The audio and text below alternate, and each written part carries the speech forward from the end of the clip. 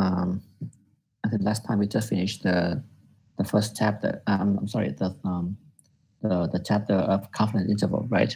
And then I moved to the second the next chapter, which is hypothesis testing. Correct? Am I right? Okay. So and I think we just finished the first problem about the smokers. Is that correct? Did we finish that problems? Let me copy.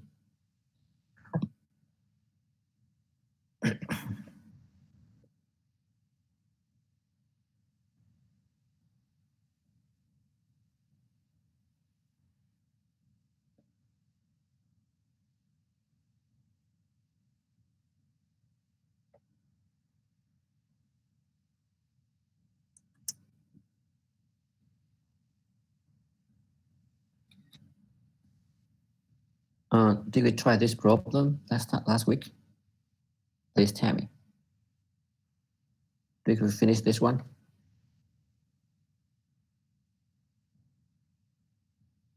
Hello?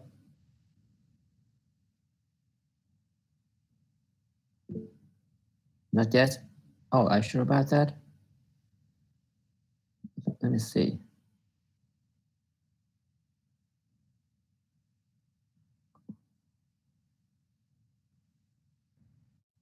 Oh, I just mentioned that, and we didn't problem, right? We just stopped right here, correct? Is that true?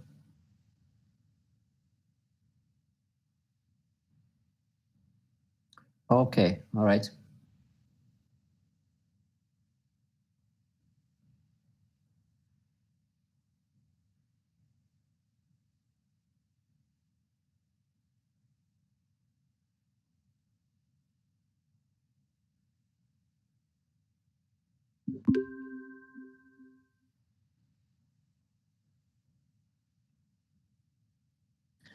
All right, now we need to start with the hypothesis. What is H1? H1 is M less than 7.7, where M is the number of hours that they sleep each day. Okay, that is M. All right. And then H0 is that M is greater than or equal to 7.7, correct? This is what I mentioned last week. Is that okay? Based on the claim we want to test here, you need to you have the hypothesis N less than 7.7. Okay. May I move on? Is this all right, everybody?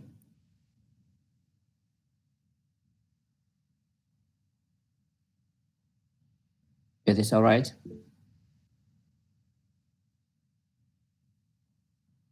Okay. Now we want to test the hypothesis. We want to check whether H1 is true or false, right? So first of all, we assume that H0 is true. Okay, we assume that H0 is true. And then we assume that H0 is true. And then we try to check whether whether H1 is true or false. All right. And then we reject the new hypothesis. It means that we are going to support H1 if what? Well, in this case, you want to check whether M is less than 7.7 or not. And M is a node. You don't know the value of M, right? What you know, what do you know? You know the sample mean, which is 7.5. All right, you know the sample mean. You know the sample mean. Okay. You know the population standard deviation. All right. You know that the distribution is normal. You have the value 5% here for the significance level. Okay. N is 50, okay? So you don't know the population mean. What you know is the sample mean. You only know the sample mean, all right? And is it, you know, it is useful to observe that the sample mean and the population mean are close to each other. Okay, the sample mean and the population mean are close to each other. So we want to find ways to compare the value of m and the value and 7.5 and 7.7. Okay, so in order to do that, you can compare h bar and 7.7 instead. This is the line. This is the this is the real line, for example, and we get 7.7 here. Okay, and you want to compare h bar with, you want to compare m with 7.7. I want to start with the h bar, which I know. All right. So suppose that h bar is something really small. Let's say if h bar is only 2. If h bar is only 2, then it is far from, it is much less than 7.7, right? And we knew that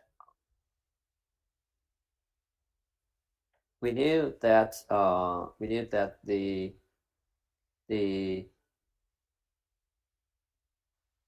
value of m is close to h bar, so it should be around here. Okay, this is m, and then you get you see that m is around h bar, and if h bar is much less than 7.7, we can conclude that m is less than 7.7. All right, so we think that m is less than 7.7, and then we can reject the null hypothesis. Do you understand? Is that clear? All clear, everyone? May I move on? All right. However, if h bar is close to 7.7, still less than 7.7, but close to 7.7, let's say h bar is 7.6 something. All right. So you see that h bar is close to 7.7, and m is around h bar. So there is a chance for m to be less than 7.7 or greater than 7.7. Okay. All right. So we cannot say that you cannot guarantee that h bar m is less than 7.7. You cannot guarantee that h bar I'm sorry, you cannot guarantee that m is less than 7.7 or greater than 7.7. You don't really know. Okay. Understand? Okay. So we fail to reject the null hypothesis. But it doesn't mean that you can support S0. It doesn't mean that we can it doesn't mean that it is likely that the m is greater than 7.7. You don't really know, right? Okay. The probability that m m could be greater than 7.7 or less than 7.7. All right. Okay, so go back to this. You can reject the null hypothesis if and only if the value of h bar is much less than 7.7. So I would say that this is h bar is much less than 7.7. Okay, and then you get h bar minus 7.7. Okay, that would be much less than 0, and then you get h bar minus 7.7 over sigma over the square root of n is much less than 0. Okay. All right. I already know this one by z, and you know, you think that z should be you will reject the null hypothesis if Z is too small. You say that Z is too small if you can find a constant C such that Z is less than C. So the value C is a threshold value. All right, it is a threshold value to this C. Less than C, you say that Z is too small, and you can reject the null hypothesis.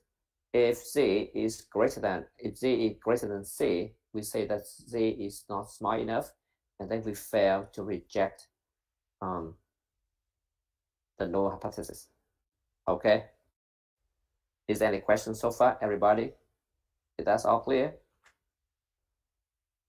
That should be okay, right?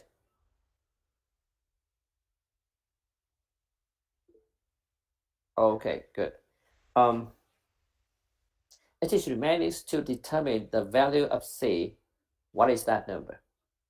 In order to determine the value of C, you may want to remember the distribution of H bar. H bar minus M over over sigma over the square root of N, the standard error.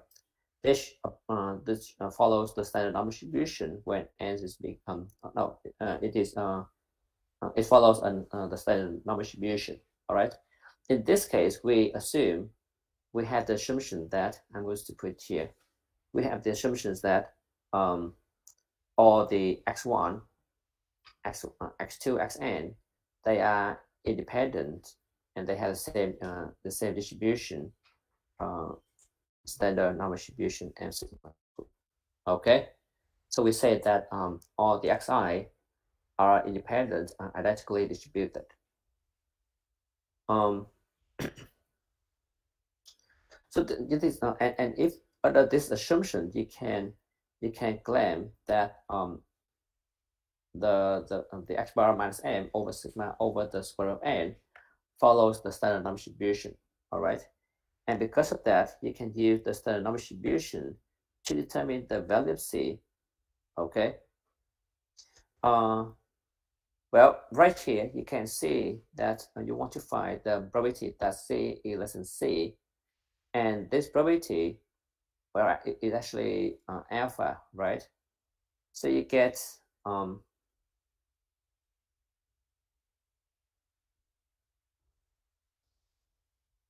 see that this is alpha. All right, this is alpha, and you get and this is the value of C. All right, and then you get the rejection region, and this is going to be this is called the acceptance region. Okay.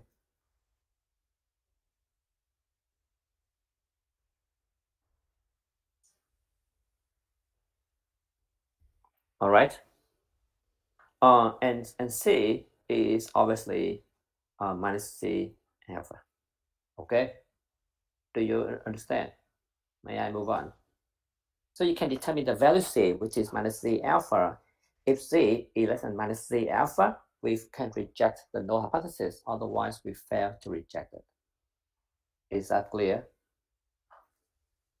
May I move on?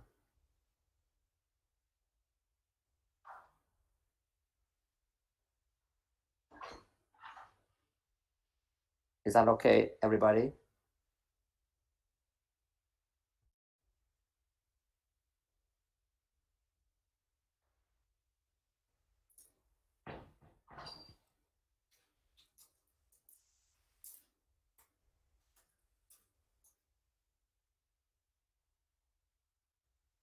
Oh, okay.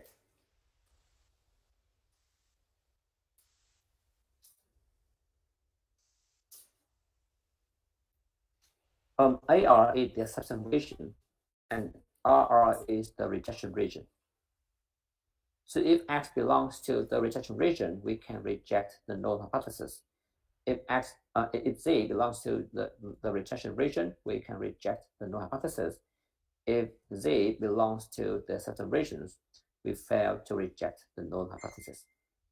Okay? Is that clear?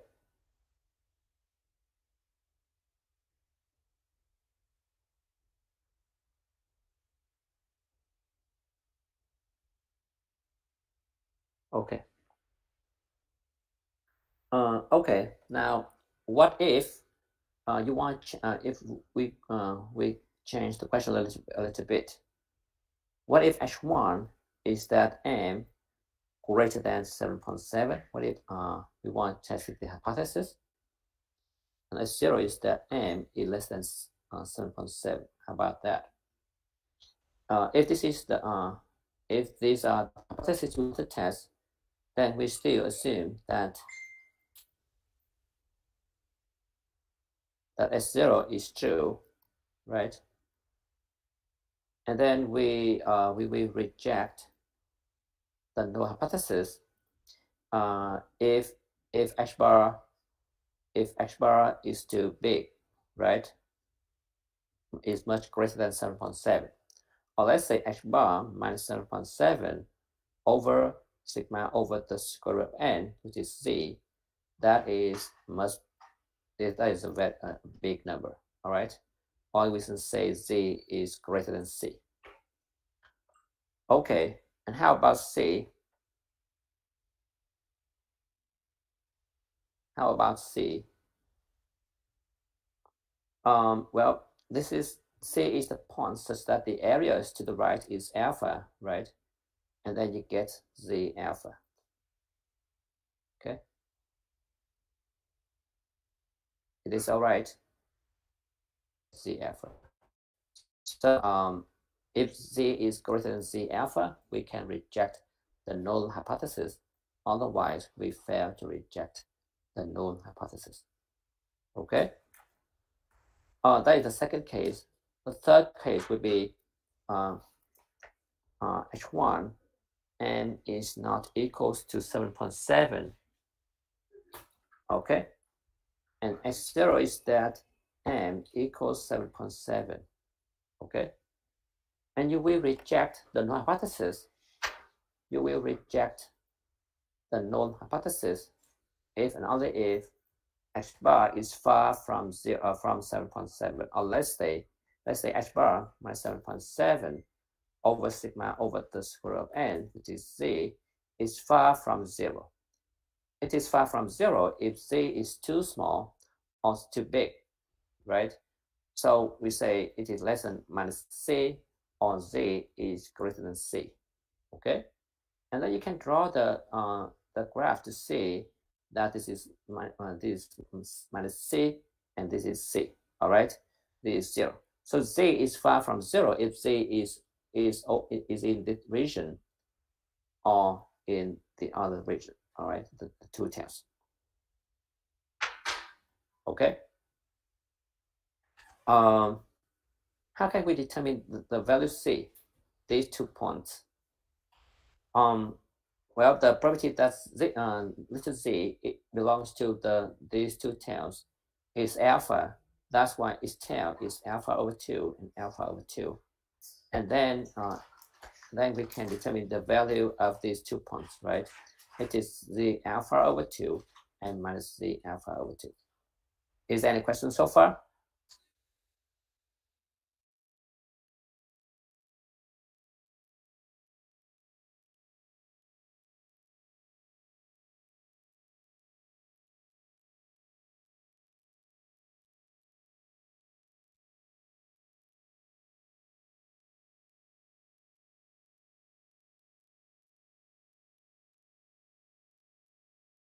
Is that all clear, everybody?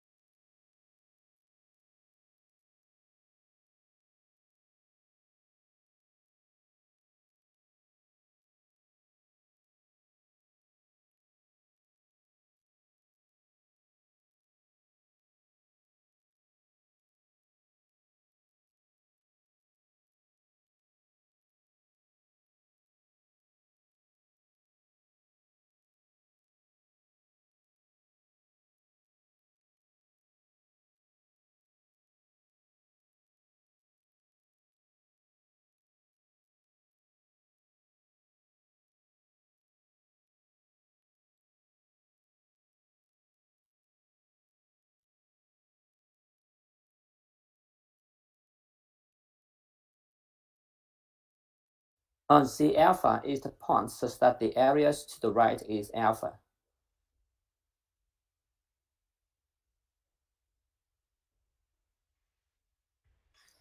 Thanks, man. And we, you can go over the chapter of some special distributions. You need to focus on the normal distribution, and then the standard normal distribution, central limit theorems. Okay, they should be able to get that.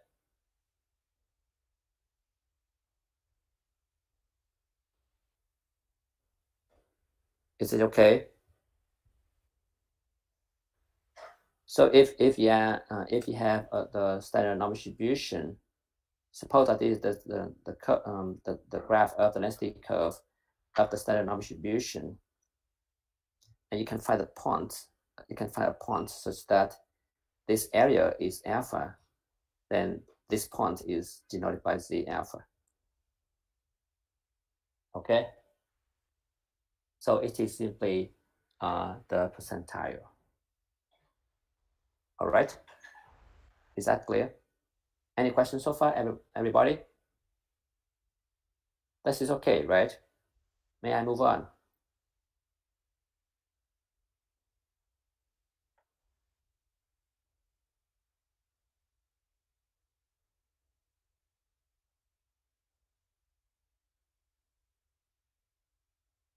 May I move on?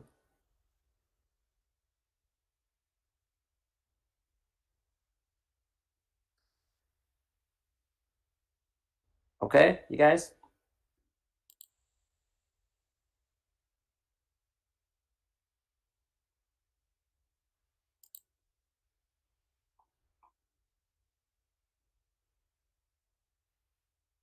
nền móng cho việc đấu tranh để bảo vệ lợi ích cho giai cấp công nhân đó thì mới có được những cái tiến bộ của giai cấp tư sản, của giới chủ đối với người công nhân hiện nay, về ngày lao động 8 giờ này, về quyền lợi bảo hiểm, chế độ xã hội, phúc lợi xã hội cho người lao động này, bảo vệ quyền, rồi những cái chế độ cho phụ nữ này, lao động dưới tuổi này. Đấy. Thế này nói là gì ạ? Cống hiến của Marx được cả thế giới ghi nhận trên không chỉ quan điểm về mặt lý luận mà còn ở phương diện đấu tranh cho cái giá trị nhân văn, nhân bản, giá trị vì con người. Giá trị vì con người. Còn ngày nay á, thì vẫn có bóc lột, nhưng mà trong khuôn khổ.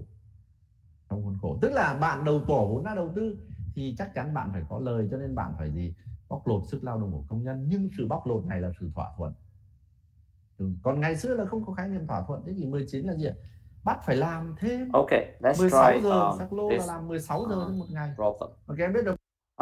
We knew that we had the hypothesis that H1 is that M is less than 7.7 and S0 is that M is greater than 7.7. Okay, and we assume that S0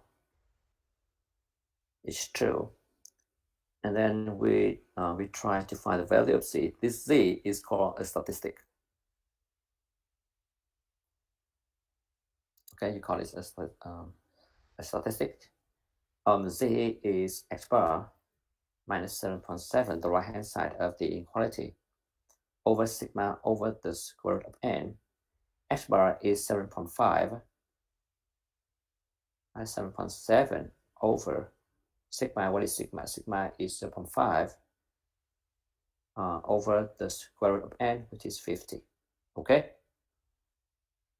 and then you come up with the number minus 2.828.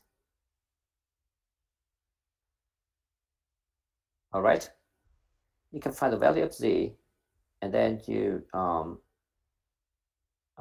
can draw the graph here. You have a look at the H1, and you see that it is the left tail, right? So we have the left tail here. The area is alpha, which is the significance level is 5%. So you get 5%. All right. This is the acceptance, the rejection region.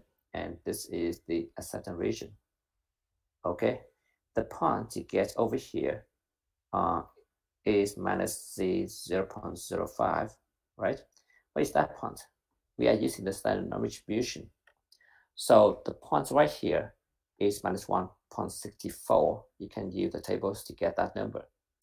And you have a look at the value of Z, and you see that it belongs to this region, the rejection region. So we can reject the null hypothesis, which means that we can conclude that we have enough evidence to conclude that the smokers need less sleep than 7.7 hours every day. Do you understand? Is that all clear, everybody? Is this all right?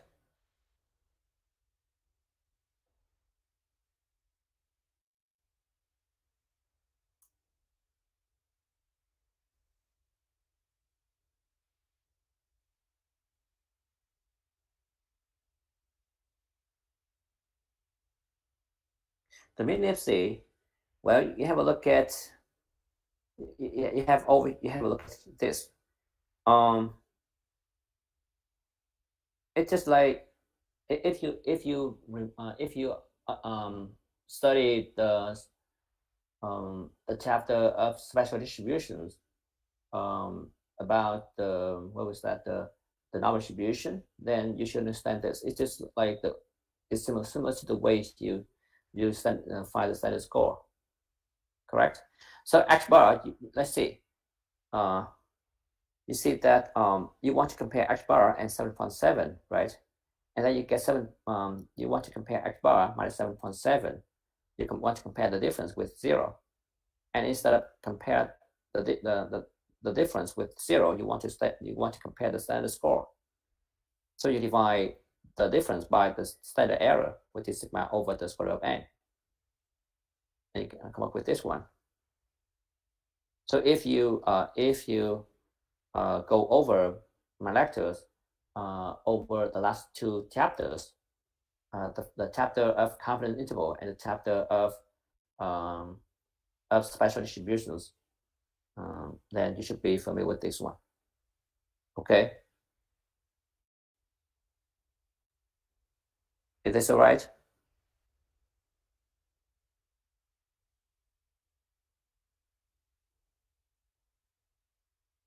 So you tries to standardize the difference. So you get H bar minus 7.7, and you divide that one by the standard error.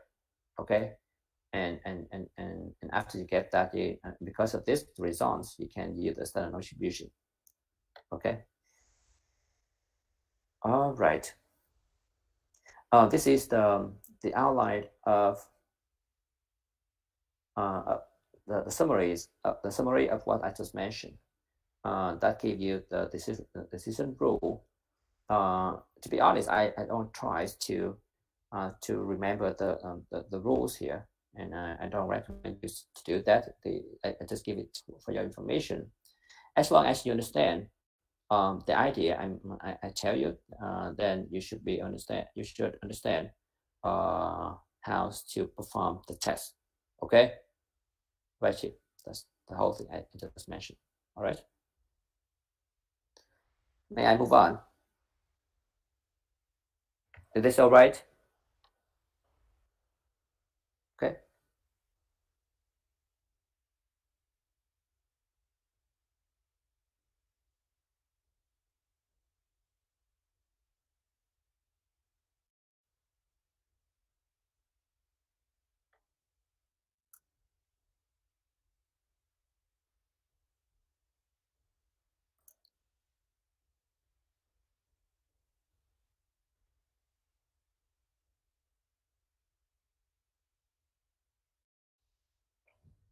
Okay.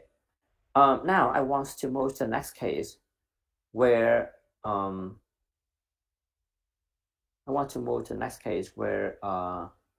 we still have normal distribution. So x1, xn follows a normal distribution and sigma square, and they are still independent. All right, ID. However, sigma square is a no. If you don't know sigma square, how can we get the value of z? You don't know, right? Because z in this one, z, to compute z, you need to know the value of sigma. If you don't know sigma, then you don't know z, right? So we want to deal with the x bar minus m. We want to compute x bar minus 7.7 over not sigma. It is very natural to approximate sigma by square by s square. So you approximate sigma by s, then I need to consider s over the square root of n, and then s over the square root of n. What is the distribution of this one? Okay, from what I mentioned, from what we learned in the last chapter, in the previous chapter, you will see that T follows a so-called student distribution with degree of freedom n minus 1, correct? Okay, understand? You know this one. So, we can try to find the value of T, which is h bar minus 7.7 over s over the square root of n. And then instead of comparing the value of m and h bar, so let's say we believe that m is less than m0 if and only if h bar is you will say that if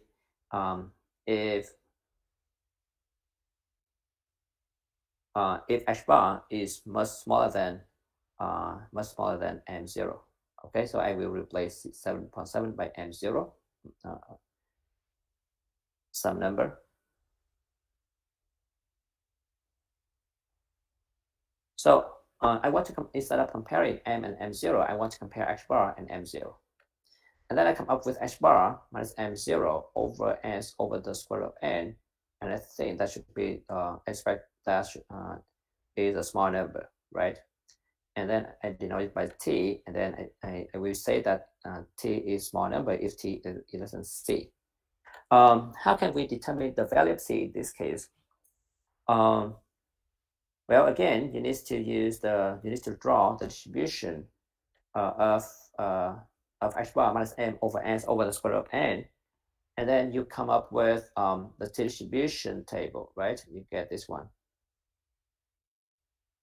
And this is the area alpha, so this becomes minus t alpha.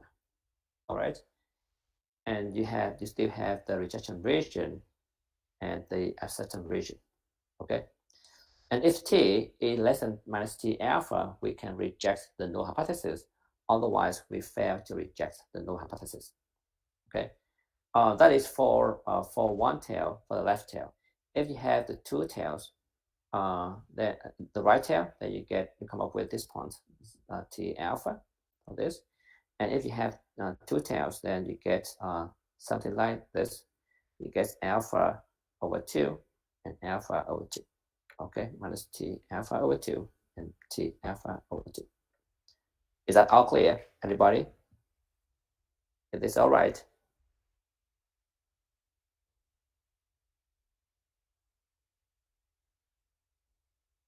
Okay. Okay. So we have the following rule for to perform the hypothesis testing in this case. Okay, it is very similar to the one I just mentioned, but now instead of using, I'm sorry, it should be the one. It should be, I'm looking for the t, not the z.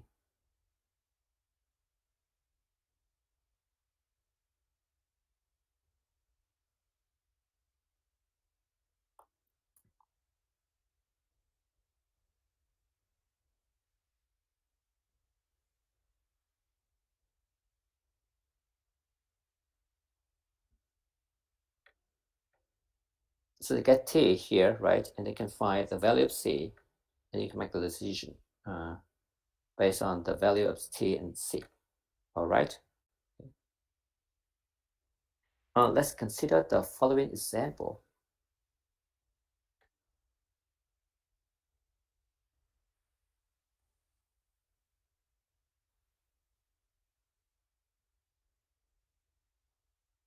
In a random sample of 20 components taken from a production line, the mean length of each component in this sample is 108.6 millimeters with a standard deviation of 6.3 millimeters.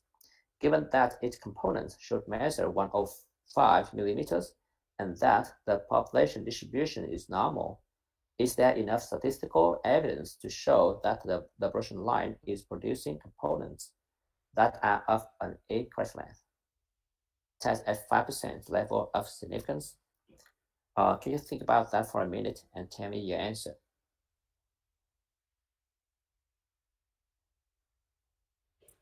That's right, alpha is the significance level.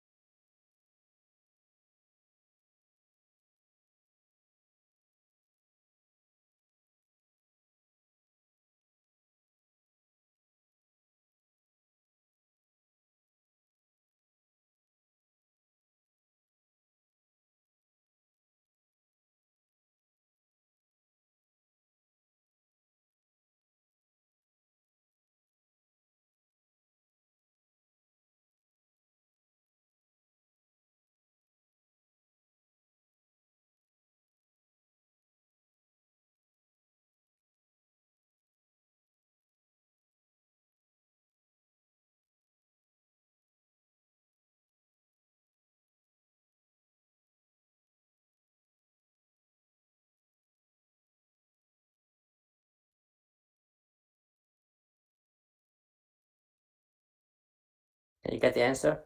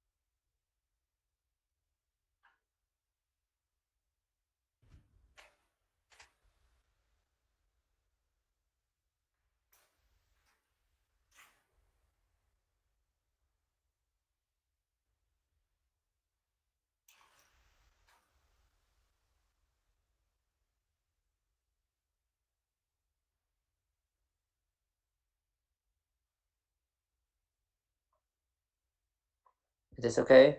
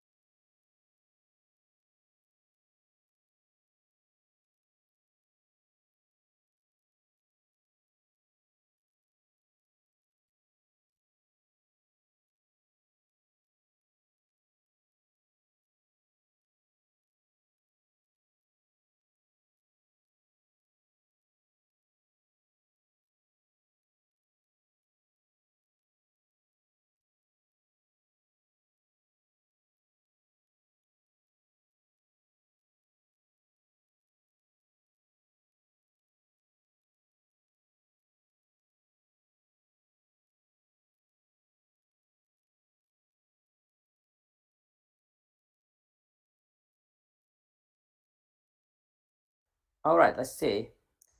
In this case, let me see, let me check. So some of you got the answer, right? The answer is yes.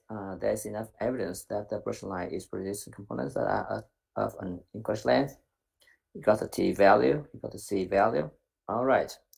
Okay, H1, you have a look at the question here, and you want to see whether M is equals to 105 or not. So 105 here. And S0 is that M equals 105, right? And then you want to find the value of T. Why is T not Z? The reason is that we still have the assumption of normality, but you don't know the value of the population standard deviation. You only know the sample standard deviation, which is 6.3. So you get T equals H bar minus 105 over S over the square root of N. And H bar in this case is 108.6 minus 105 over S is, let me see, 6.3 over the square root of 20. Okay, that value is 2.556. All right, and now you are using the T distribution with degree of freedom. What is the degree of freedom? The degree of freedom in this case is 19, right? The degree of freedom is 19. And you are using two tails, right? This tail and that tail. The significance level is 5%. Therefore, its tail should be 0.025 and 0.025. And you do the T distribution table, you will get a number 2.093 minus 2.093. And the value T you have here belongs to the rejection region. Therefore, we can reject the null hypothesis. Okay? What does that mean? It means that we have enough evidence to conclude that the version line is producing components that are of an increased length. Is that clear, everybody? If that's all right?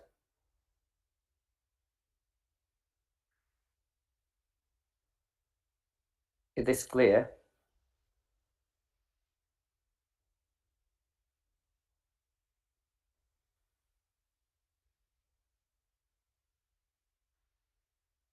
That makes sense, right?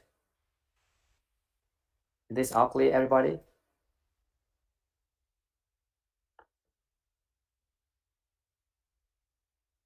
Okay. Okay, now how about the third case? The third case is that all the x1, x2, xn, they don't follow a normal distribution. You don't really know that distribution, but you do know that they are independent and they have the same distribution.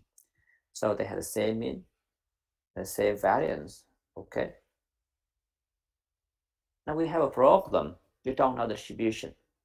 And if you don't know the distribution of x bar, of all the xi, you don't know the distribution of x bar. Then how can you get the distribution of x bar minus m over s over the square root of n, or sigma over the square root of n? You don't know the exact distribution. But if you remember the central limit theorem, you should know that when n is large enough, this fraction will approximately follows the standard normal distribution. Okay, so go all the way back here. I can say that x bar minus m over sigma over the square root of n approximately follow the standard normal distribution, and is large enough. Okay, and you still have the fraction x bar minus m over s over the square root of n approximately follows the standard normal distribution. Okay, is there any question, everybody? Is that clear?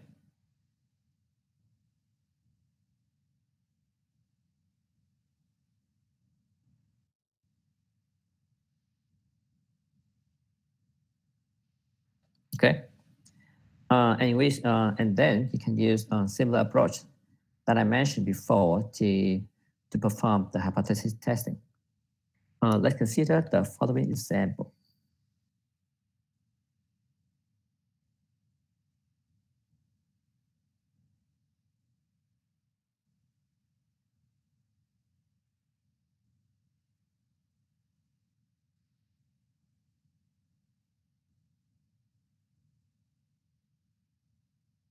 A DCP is used for measuring material resistance to penetration as a cone is driven into pavement or subgrade. Suppose that for a particular application, it is required that the true average DCP value for a certain type of pavement be less than 30. The pavement will not be used unless there is conclusive evidence that the significance has been met. All right, now test the hypothesis using the following data. Can you think about that for a minute? I'm going to make a copy of our numbers here, and then I will put in the task box just in case you need it for your calculations.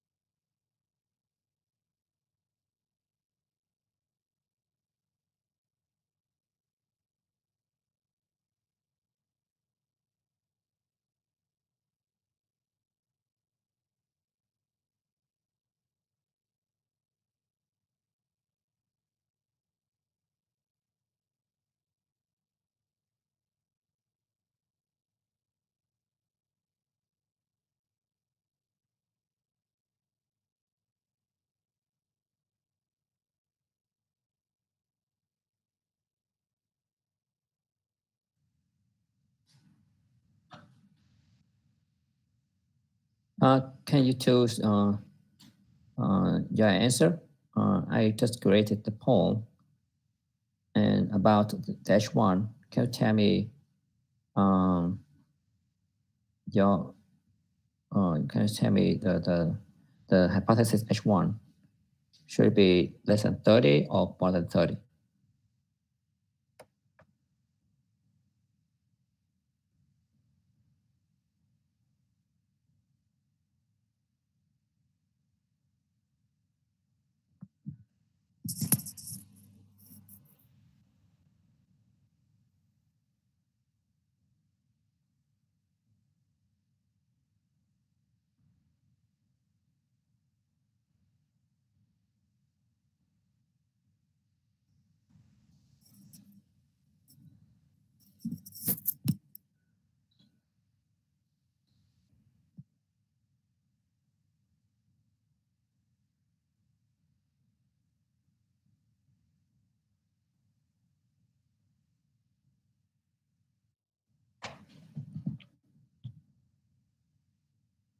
Everyone, there is a poll. There is currently a poll.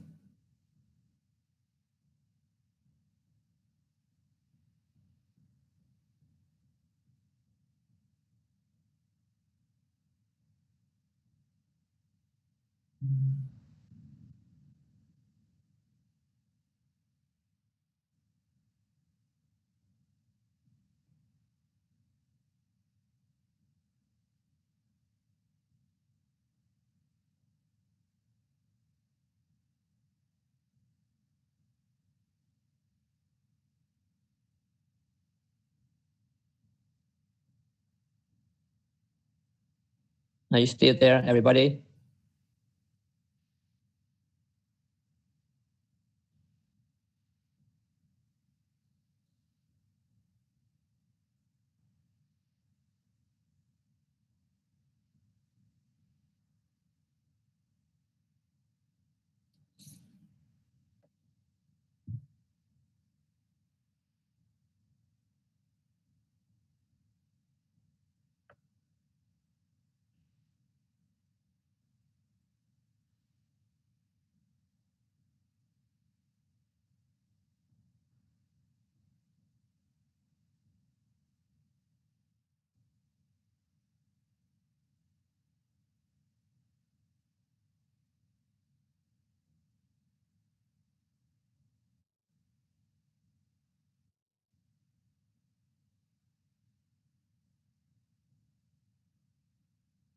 Hello? Are you still there? All right.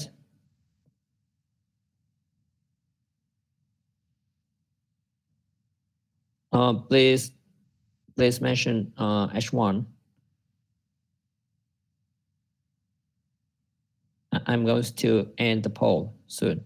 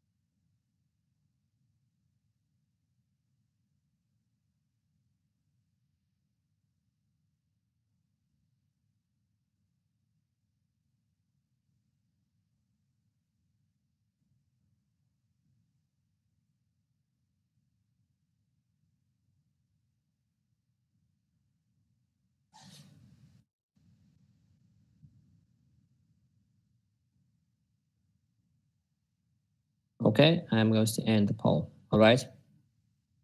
Do you need more time? Do you need more time? No? Okay.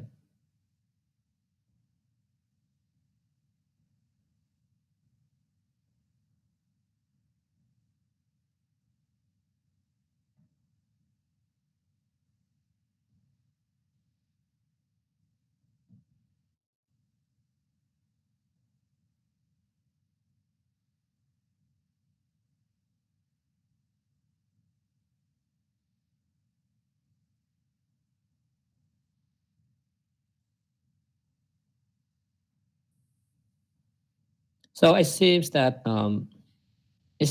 you tries to the results you the hypothesis you mentioned is simply H1 is that M is less than 30, right? And that is the hypothesis, that is the claim you want to test, right? You want to confirm that the mean DCP value is less than 30. So H0 is that M is greater than 30, all right? And then you come up with the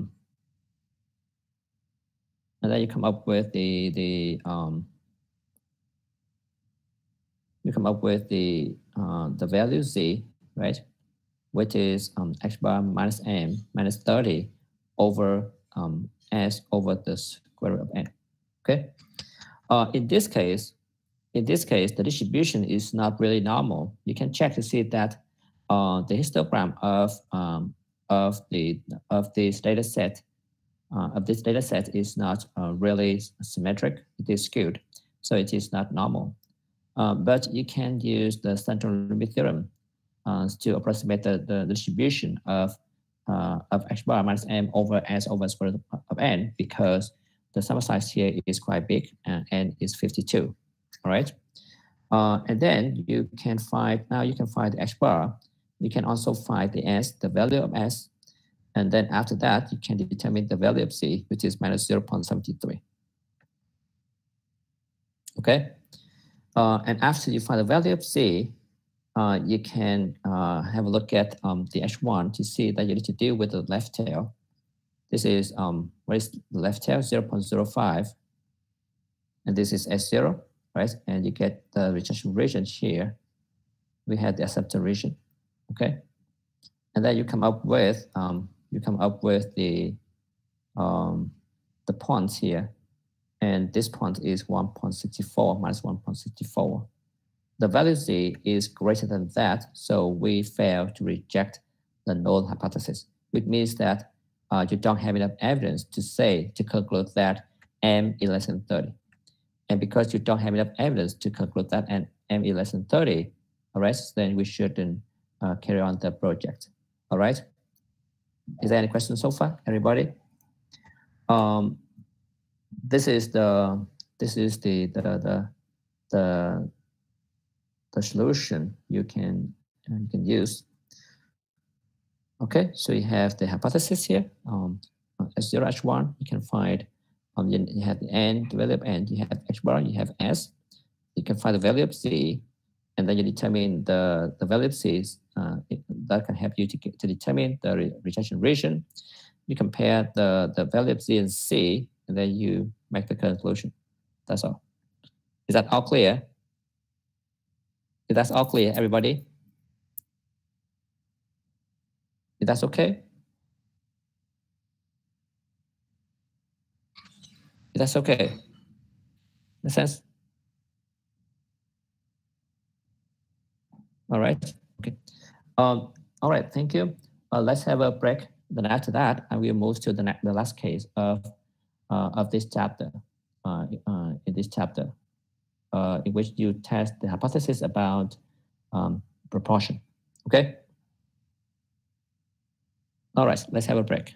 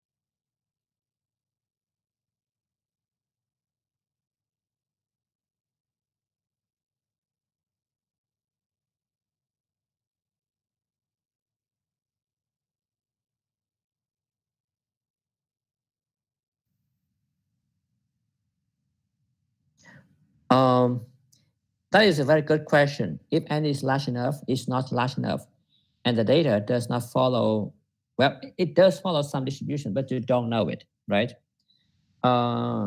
Then we can still perform some analysis, but we are not going to study that in the course. Okay? Well, are you still there?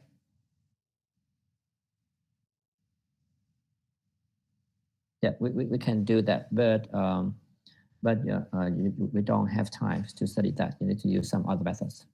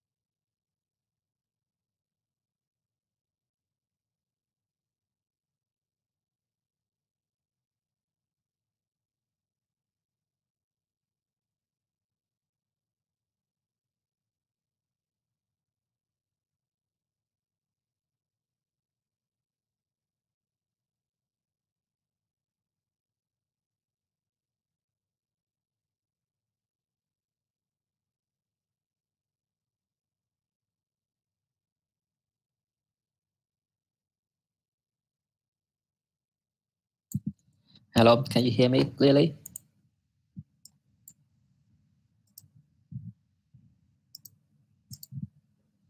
Can you hear me?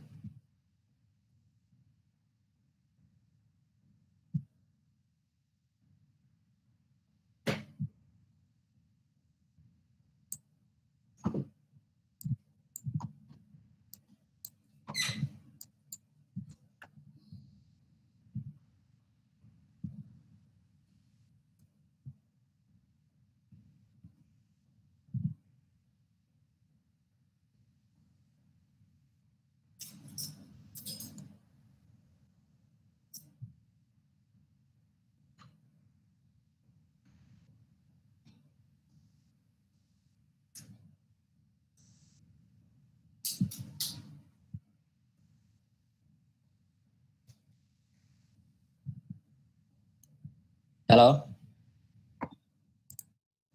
Okay. So the last case I want to discuss in this chapter will be about the hypothesis testing on the population proportion. It is simply a particular application, right? So I would say 3 prime, you have x1, x2, xn, they follow, they're still independent and they follow the Bollinger distribution with the same parameter p. And now we want to test on the on the hypothesis about p. Okay.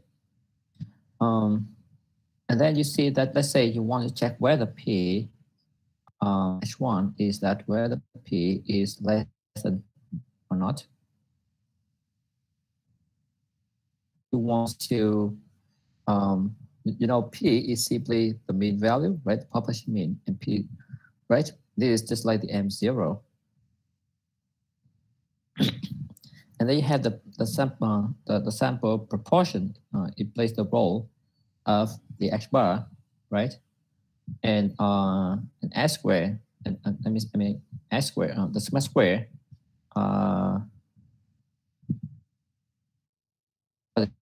you get the P0 times Q0. So you can come up with the following rule for the to test the population, the hypothesis about the population proportion.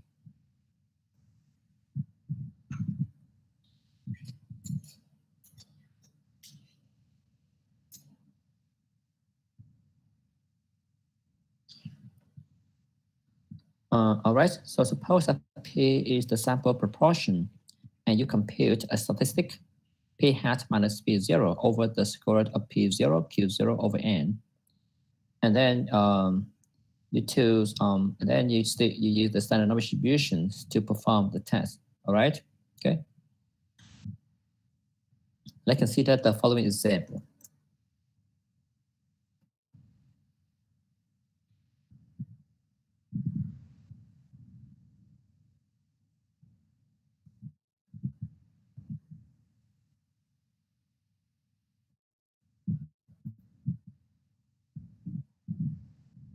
Natural cork in wine bottles is subject to deterioration, and as a result, wine in such bottles may experience contamination. An article reported that in a testing of commercial Chardonnays, 16 of 91 bottles were considered spoiled to some extent by cork associated. Thus, the data provides strong evidence for concluding that more than 15% of all such bottles are contaminated in this way.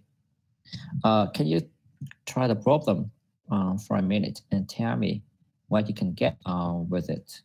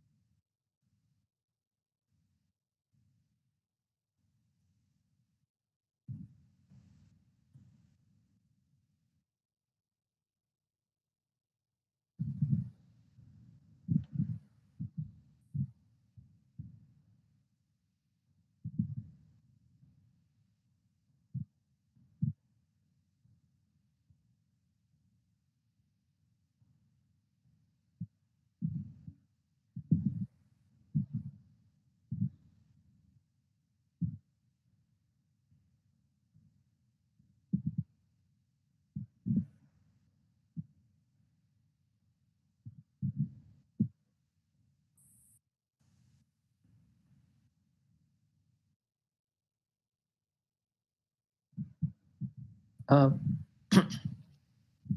population proportion. Well, P is the population proportion, and P hat is the sample proportion. All right. Okay.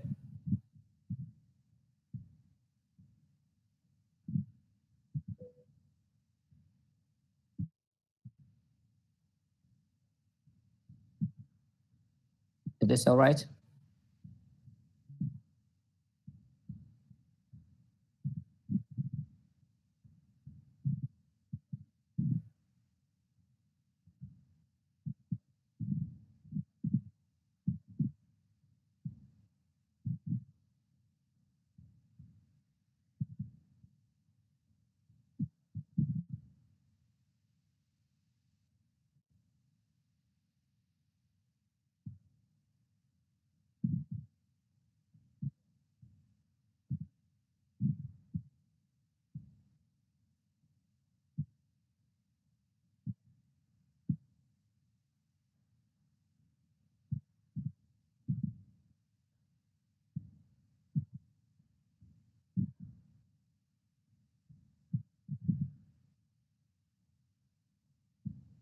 Okay.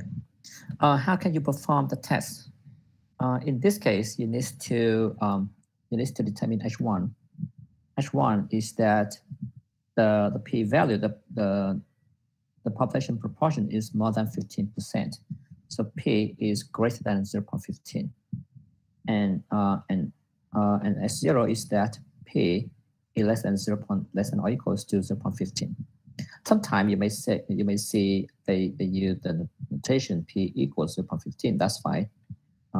Just have a look at the H1, and then you need to compute the value z, which is p hat minus 0.15 over the square root of p hat q hat over n, and then you get what is p hat. P hat is 16 over 91. So you get 16 over 91 minus 0.15 over the square root of, sorry, this shouldn't be p hat q hat. It should be p0 q0. So I should say 0.15 times 0.81, right? 85. 15 times 0.85. So you get 0.15 times 0.85 divided by 91. All right, and then you get the value, which is 0.69.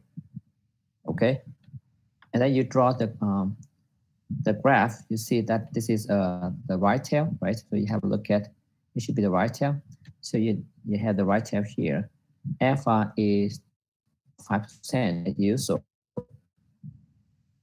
and yeah, using the standard norm distribution, so you can come up with the what's wrong with it? You can come up with the value z, which is this is the standard norm distribution. So it is 1.64.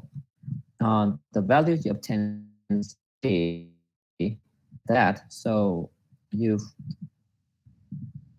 fail to reject the hypothesis. You fail to reject the null hypothesis. It means that we don't have enough evidence to conclude that the population proportion is more than 15%, even though the p hat 16 over 91 is greater than 15%.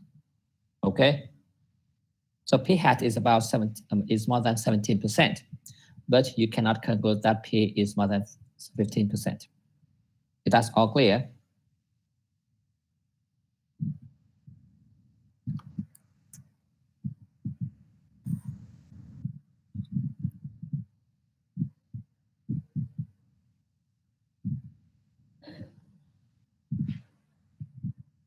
Okay, this is the solution we can get. Any questions so far, everybody?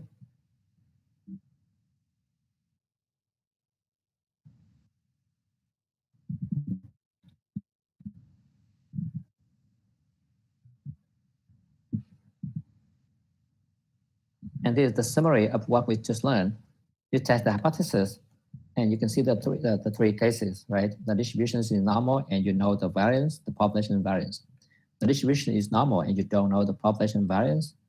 And then the last case, the third case, is that the distribution is not normal. And then you need an extra assumption that n is big enough. All right. And the other case when you use the t-distribution to perform the test is that the distribution is and you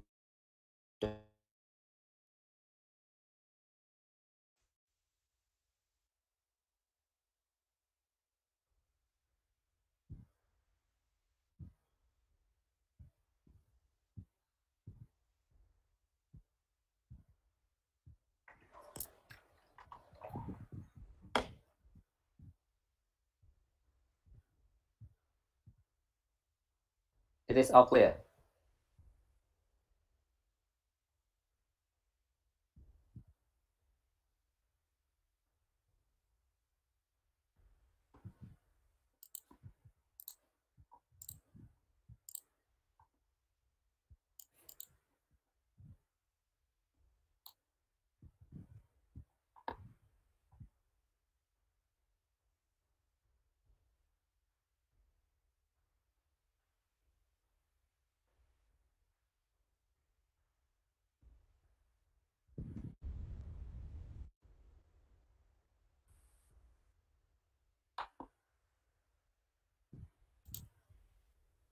Okay. Now, do you want me to go over the review for the midterm, or you want me to give you a review next week?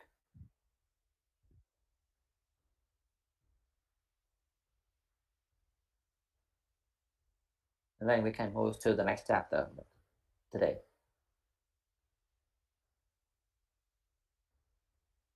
For the midterm today.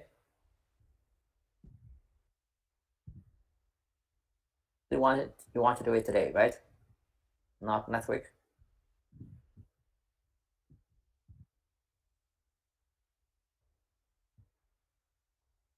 Right?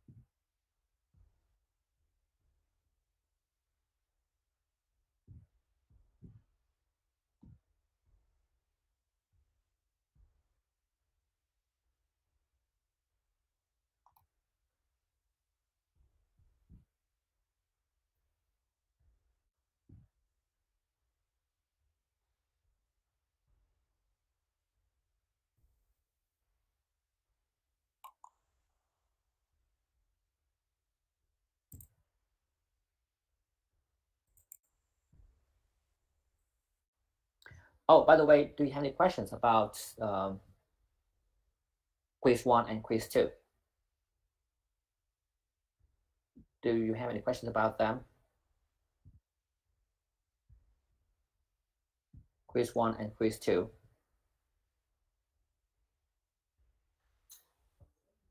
Not the third, but that's the first two quizzes.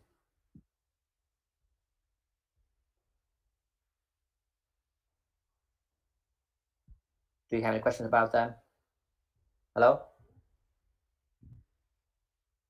Are you still there? No, you don't have any questions about them, right? Okay, good. So it seems that you got the point. So now I will go over the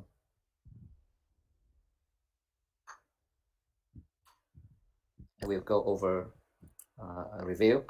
So for the review, I want you guys to here is the outline, the summary of what we just learned, right? So in the first chapter, we learn the concept of probability, and then you learn what's that? You learn you learn in this case you learn the probability. You know that probability is a function of event, and then you learn the addition rule, and you learn the product rule, okay, and then you learn the complement rule,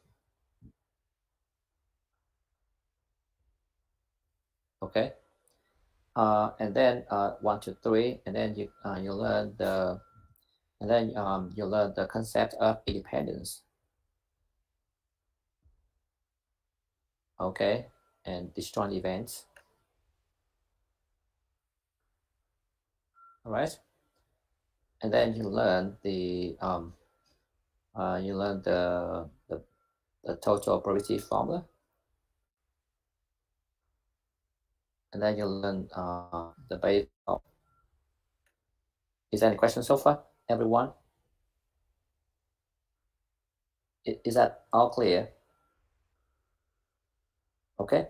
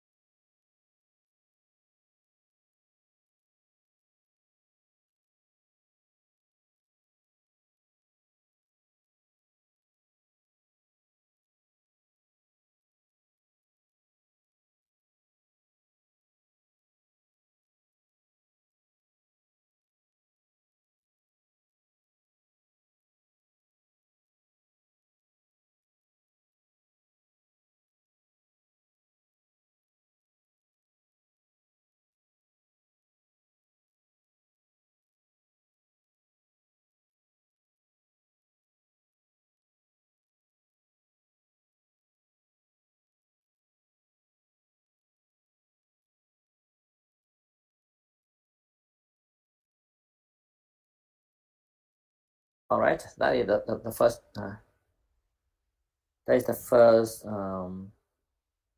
chapter, and then in the second chapter, we learn random variables. All right, in which you learn the probability function, the probability density function, and then the cumulative distribution function. You learn the mean value, the variance, the standard deviation, the median, and the interquartile range. All right. And then you learn the concept of random vector. But you only need to you only need to deal with the discrete random vectors. All right. And then you need to learn the marginal distribution and the joint distribution, right?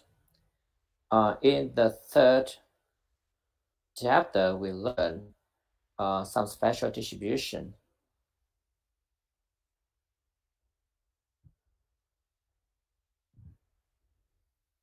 Okay, and then you learn the binomial distribution, and then you learn the Poisson distribution. You learn the uniform distribution, exponential distribution, and then the normal distribution. All right, and after all, you learn the central limit theorem. Okay, is there any questions so far, everybody? If that's all right. Okay, and that's everything you need to study for the midterm exam. Okay. All right. Let's. So perhaps I'm going to go. I will try to. Maybe the first question. So let's consider this example.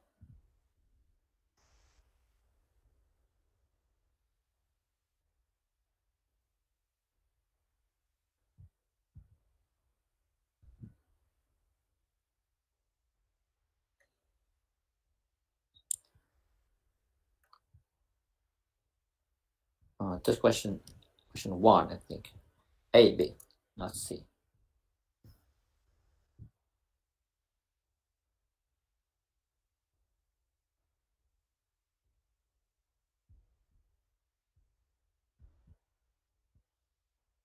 Okay, do you know how to solve the problem? Question A.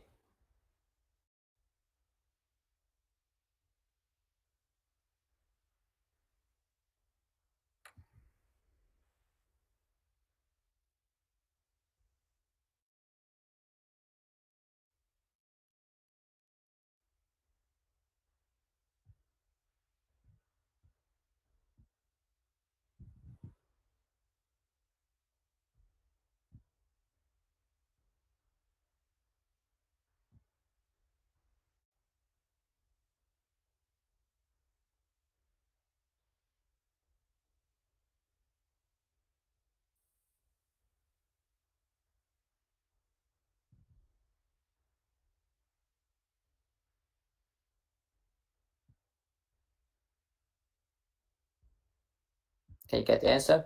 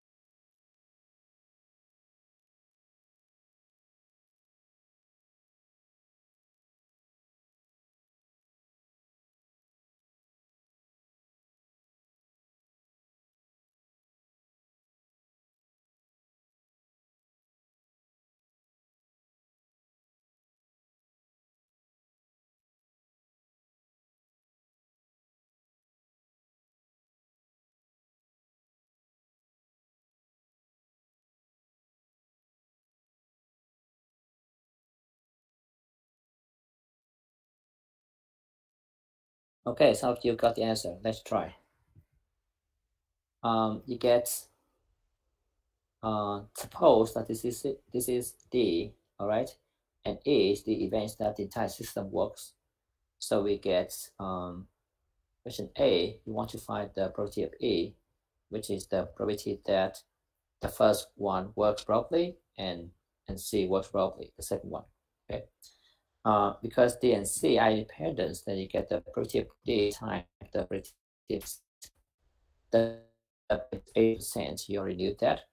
How can we find the probability of D? There's two ways to find the probability of D.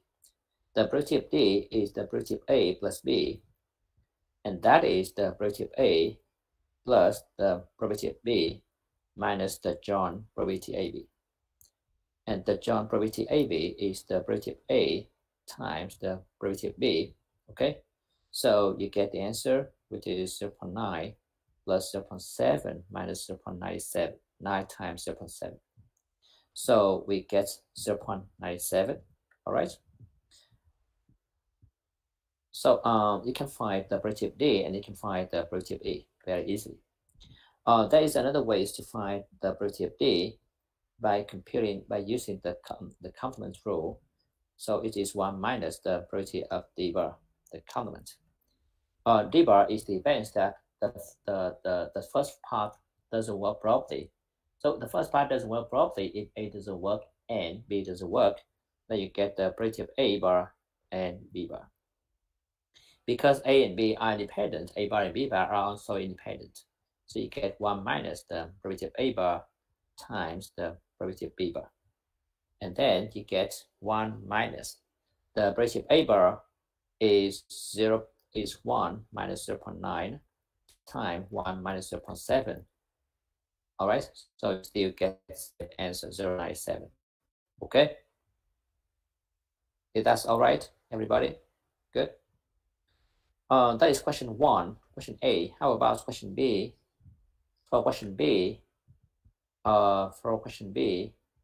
you get you assume that the system works and you want to find the probability that the component A works properly. So you want to find the probability of A given E.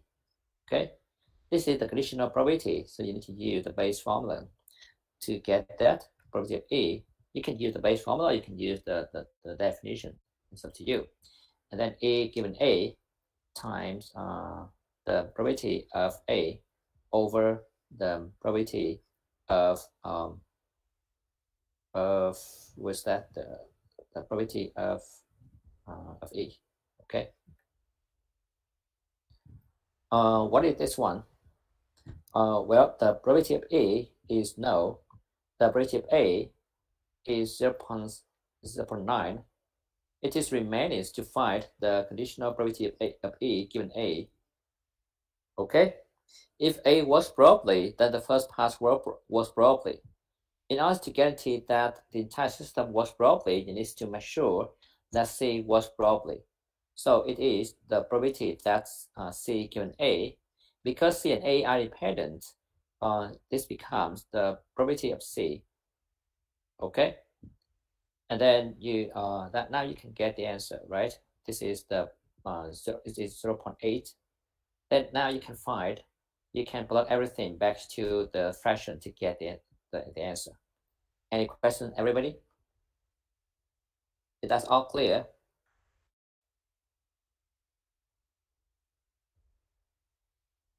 Do you understand, everybody? That's okay.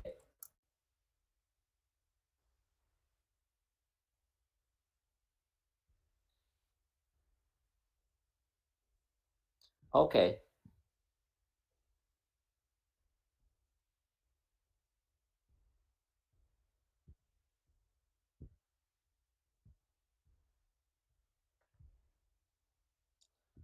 A certain federal agency employs 3 consulting firms, A, B, and C, with probabilities 0.35, 0.4, and 0.25, respectively. From past experience, it is known that the probability of cost overruns for the firms are 5%, 25%, and 15%, respectively. What is the probability of cost overrun? And then suppose a cost overrun is experienced by the agency. What is the probability that the consulting firm involved is company C?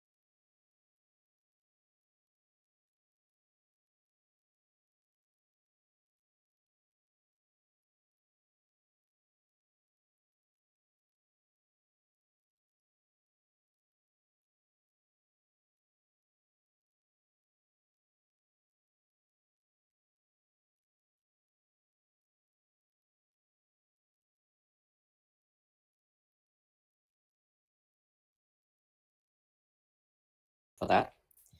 Now let's go back to the problem here. You get A, B, and C, right? And then and suppose that R is the events that you observe a cost overrun. Then you get R and A and then R bar, and then you have R and R bar, right? You have R and R bar. For A you get what is that? For A you get 35%, 0.35. For B you get 0.4 and then 0.25. Okay.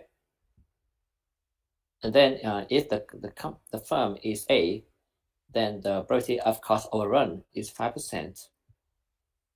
Okay, for B you get 25%. For C you get 15%. So after all, you want to find the probability of of R, right? The probability of cost overrun. It should be the probability of A times the probability of R given A plus the probability of B times the probability of B of R given B, and then plus the probability of C times the probability of R given C. So the probability of A is 35% times 0.05 plus 0.4 times 0.25 plus 0.25 times 0.15. And then you get the desired value. Okay? Do you understand? For the second question, you want to find the probability that this consulting firm is C. So it is C, given the fact that a cost overrun is experienced by the agency. So you get R given R. Now C is the first stage and R is the second stage. And you want to find the probability of C given R. It means that you want, so it is very natural to change the order of the two events. So I get the probability of R given C times the probability of C over the probability of R. Makes sense? Okay, this is what you get. R given C is the numerator is the last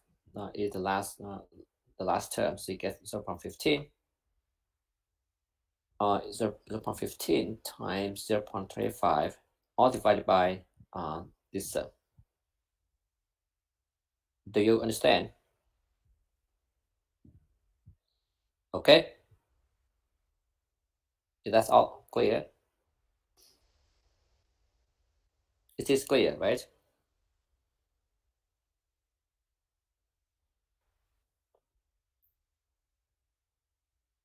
Okay, let's try the next problem.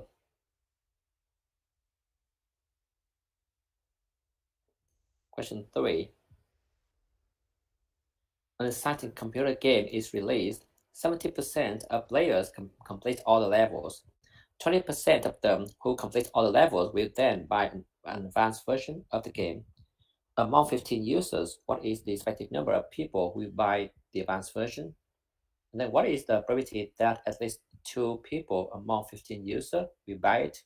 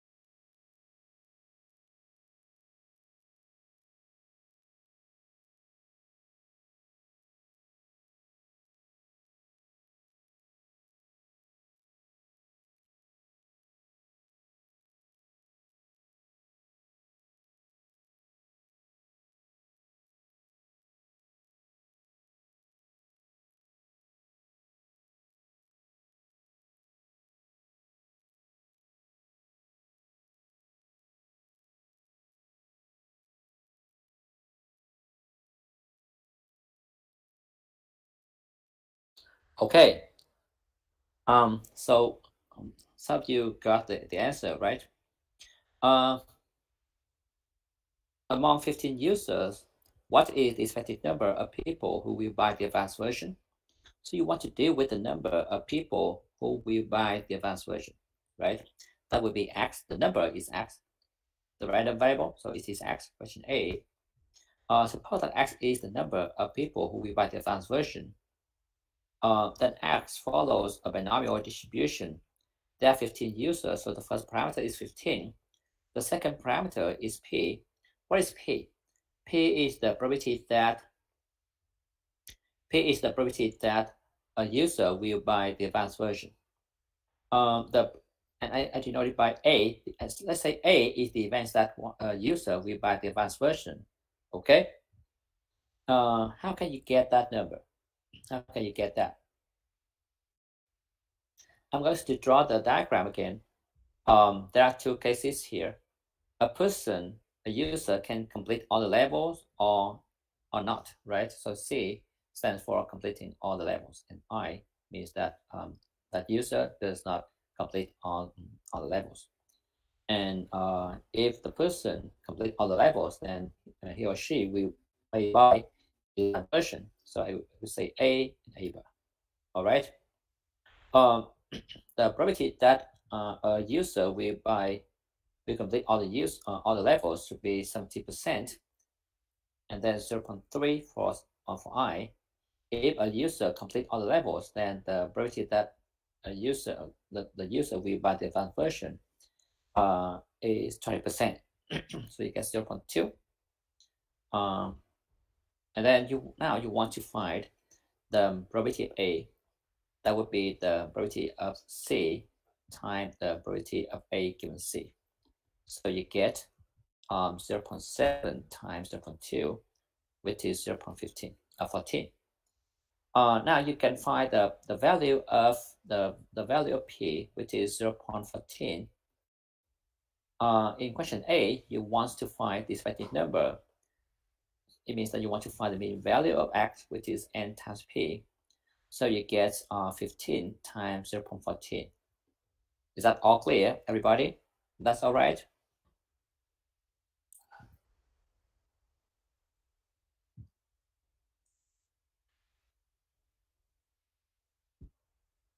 Okay.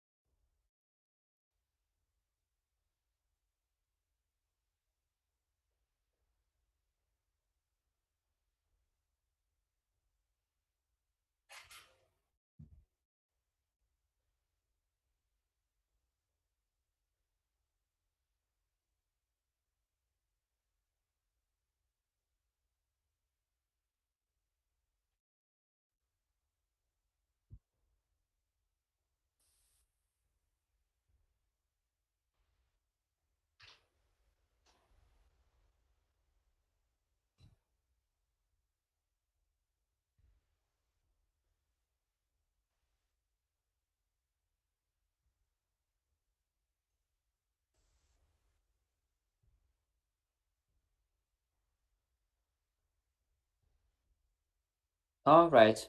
How about question B?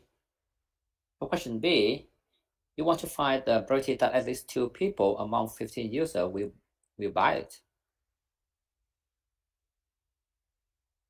So you want to find the probability that X is at least 2. And that is 1 minus the probability that X is less than or equal to 1, right? Then 1 minus the probability that X equals 0, and then 1. So 0, you get 15 to 0, 0.14 to 0, 0.86 to the 15 plus minus 15 to 1, 0.14 to the first, and 0.86 to the 14. Okay, is that all clear?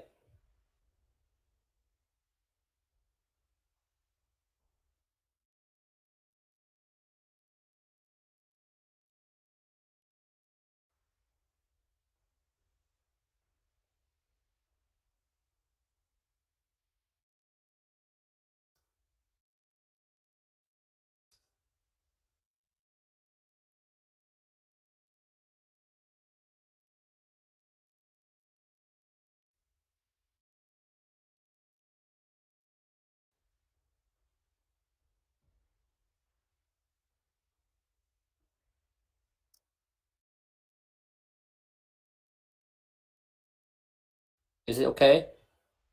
Good. All right, let's try the next question, question 4.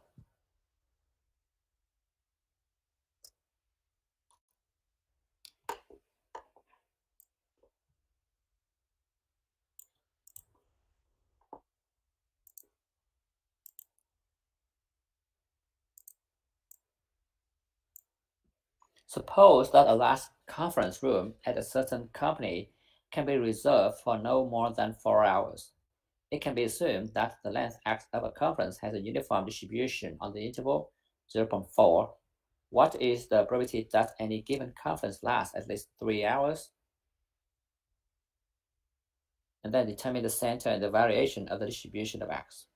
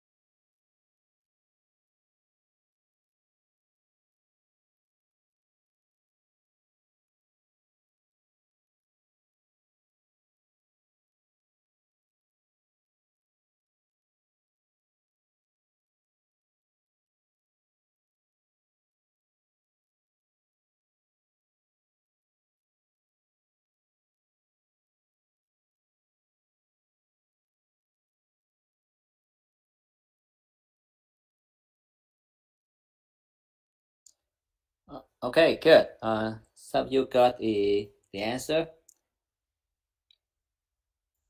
Suppose that x, in this case, you want to deal with the length of the conference, right? That is x. In question A, you want to find the probability that the length is at least 3 hours. And because x follows a uniform distribution on the interval 0, 4, then you can get the density function, which is 1/4 on the interval 0, 4. So this becomes the integral from 3 to 4 and f of u du. So you get the integral from 3 to 4, 1/4 du, and you get 1/4. Okay. Concerning the center, you can use the mean value. That would be 0 plus 4/2, and you get 2. For the variance, you can get 4 minus 0 squared divided by 12, and you get 4/3. Do you understand?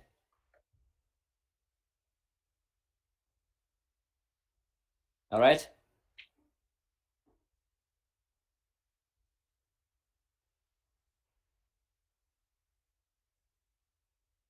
It is good that you still get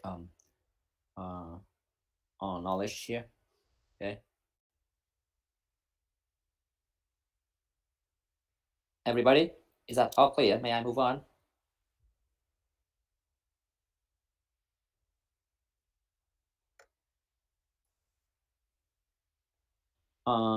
This will be the last example we will try today. And I will continue with the next with the other questions next time. A certain area of the eastern United States is on average hit by 5 hurricanes a year. Find the probability that in a given year that area will be hit by fewer than 4 hurricanes. And then find the variance of the number of hurricanes in a given year that area will be hit, and find the probability that the area will be hit by fewer than 4 hurricanes in 2 years. Okay.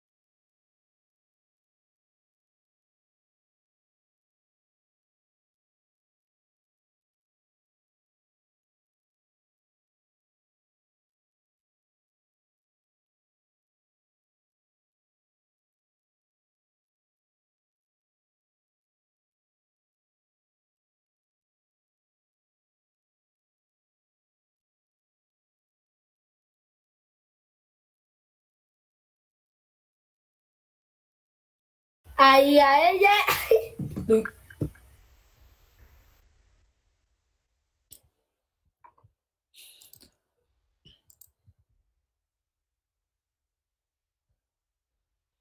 you get that?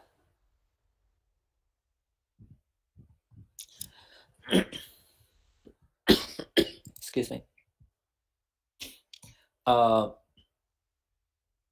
In this problem, what is the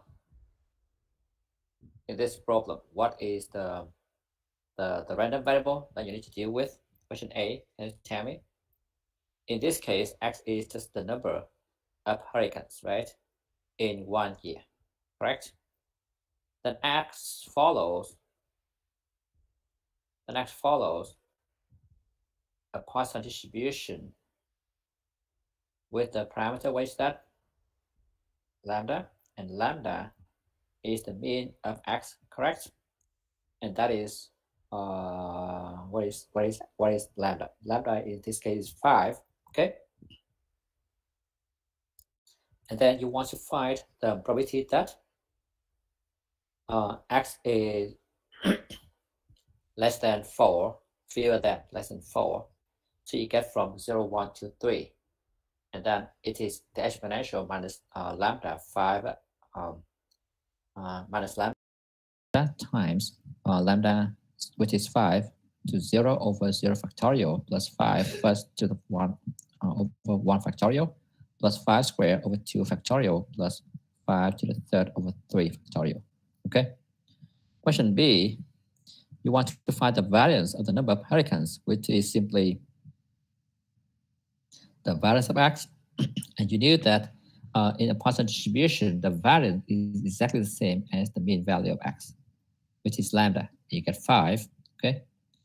In question C, you need to deal with the number of hurricanes in 2 years. So I would say Y is the number of hurricanes in 2 years, right?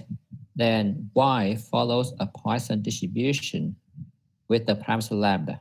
In this case, lambda is the mean of Y. That is the number of hurricanes, the average number of hurricanes in 2 years.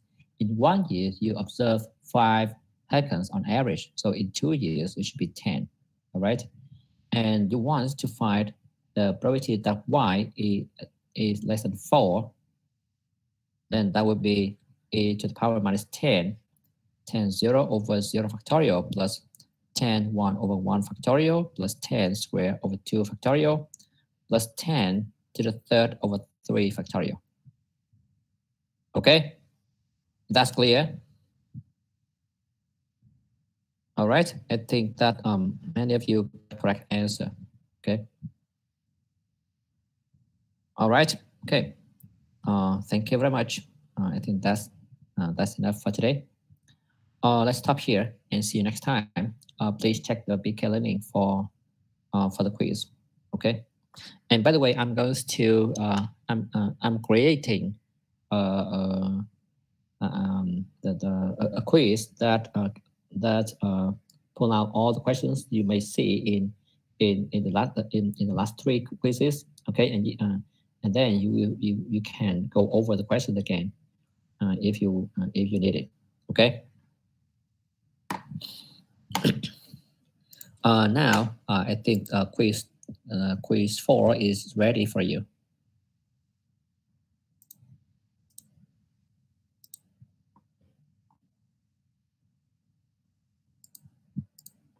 All right, and the deadline will be tomorrow.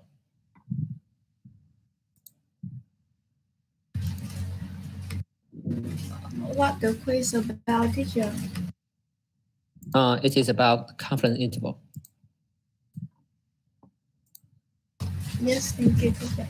Yeah, and I will put all the questions of the first 3 quizzes in one quiz. That quiz will not be the score of the quiz will not be counted, but you can use that quiz as a practice, and there will be another practice test that you can try but I will post that ability test later. Okay, maybe during the weekend. Okay. All right. Thank you very much. For the deadline, it should be tomorrow noon. Actually, 5 minutes before 12 o'clock, 11:55.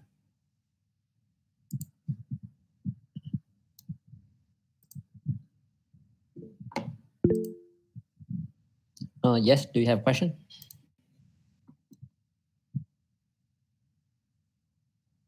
Yep. You have questions?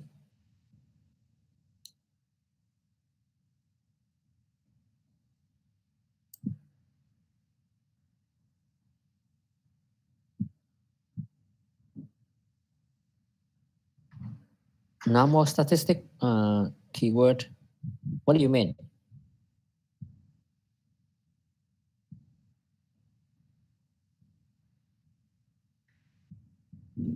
Do you mean the method you can use to?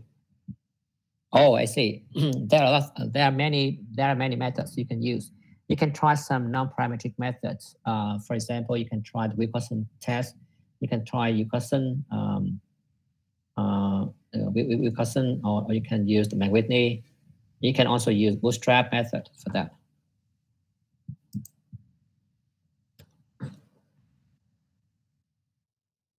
Okay.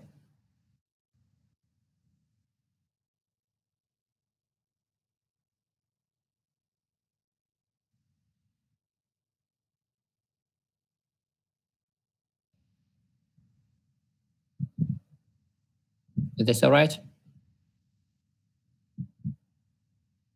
All right.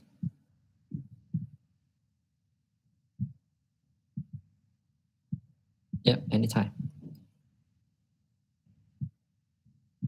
Okay, thank you very much, and see you next time. Please check the announcement, check the Bicalini for the latest announcement. Okay. Thank you and goodbye.